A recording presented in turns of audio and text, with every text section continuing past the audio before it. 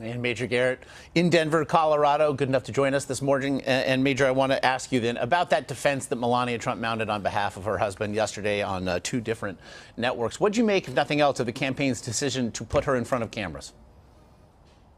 That it's awfully late in the game to do that.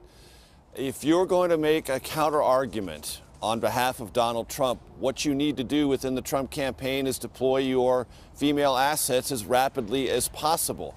This is an awfully long time to wait to put Melania on national television, and the Trump campaign, for whatever reason, I don't know the answer, Josh, hasn't put Ivanka Trump forward to do this very same bit of defensive work on behalf of her father. Maybe she doesn't want to, maybe the campaign's not comfortable, but what we do know is of the women in the inner circle of the Trump campaign, few, and I would say none, are more persuasive than Ivanka Trump.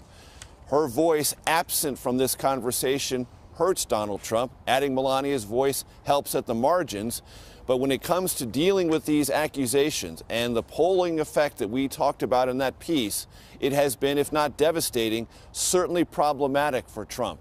And he needs other voices, because his voice alone, clearly among those women who are paying attention to this issue, isn't persuasive enough. So other voices needed to be added to the mix. Melania is one.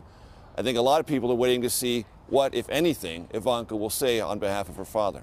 And as we saw in your piece, Trump is also continuing to rail against what he is calling a rigged election. He is repeatedly attacking the legitimacy of the American electoral process. Also seems a curious bit of strategy. However, he is also continuing to attack members of his own party, Paul Ryan specifically. I want to give you just a bit of an interview that aired this morning. Get your thoughts on the other side. I don't want to be knocking Paul Ryan. I think he could be more supportive to the Republican nominee. We're doing well. I think we're going to win the election. Do you think he wants you to win? Well, maybe not, because maybe he wants to run in 4 years, or maybe he doesn't know how to win. Maybe he just doesn't know how to win. Major, you've been following this campaign for well over a year. What exactly is the candidate doing there? Well, it's just part of this tortured relationship, always uncomfortable, never, I think, fully reconciled, even if Trump wins, between Donald Trump and Paul Ryan. They are two distinctly different types of political actors. They approach politics and policy from fundamentally different orientations, not just in terms of how much Paul Ryan cares about policy and how much Donald Trump cares about celebrity and sort of the big messaging around politics.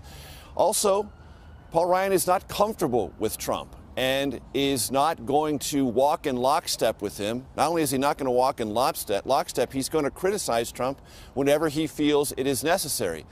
And he's felt it necessary many, many times. And Trump is interlacing in there, well, maybe Paul Ryan wants to be president. Maybe he's got a whole other agenda against me.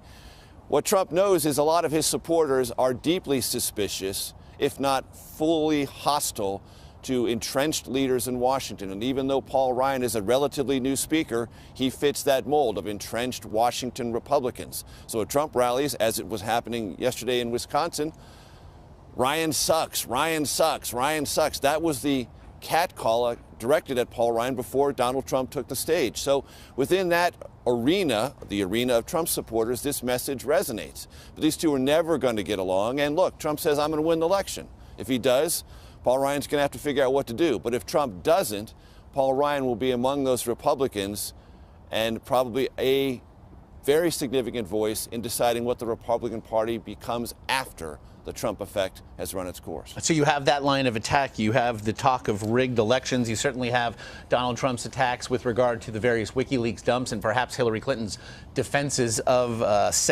against said attacks. As we then head to Las Vegas tomorrow night, what are you going to be looking for between these two? Can Donald Trump get this election back to the terrain that is most comfortable for him? That this is a change election. If you want change, you've got to go in my direction. Yes, you have misgivings about me. I understand that. But if you want someone to fundamentally change Washington, I'm your person. Hillary Clinton is not just flawed and has all these things that we've learned about her through the WikiLeaks email dumps, but those things tell you a story that is pure Washington.